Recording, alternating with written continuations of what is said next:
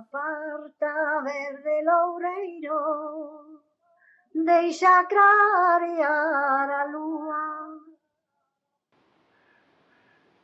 A cantas mulleres históricas do teu concello coñeces? Que sabes delas? Das súas vidas, das súas ideas, das súas achegas á sociedade?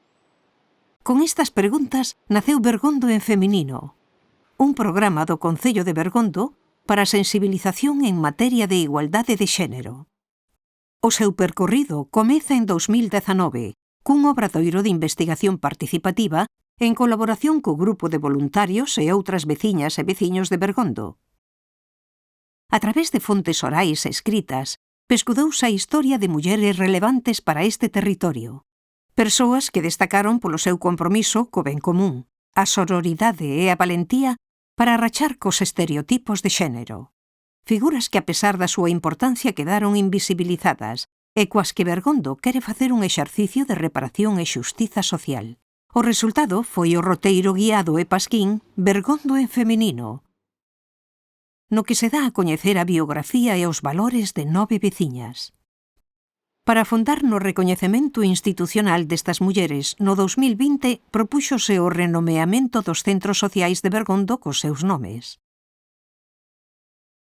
A proposta saíu aprobada por unanimidade no Pleno Municipal do 26 de novembro e as placas cos novos nomes foron colocadas en marzo de 2021 con motivo do Día Internacional da Muller. Ben, votos a favor da proposta. Enténdese, por tanto, aprobada por unanimidade.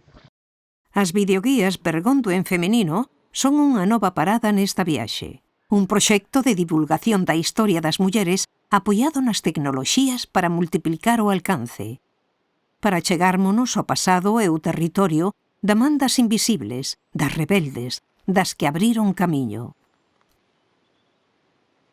Acompáñasnos.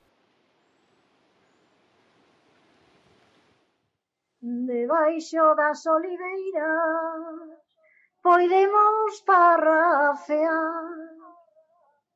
Debaixo das oliveiras poidemos parrafear, que ten as follas miudiñas e non traspasa o luar.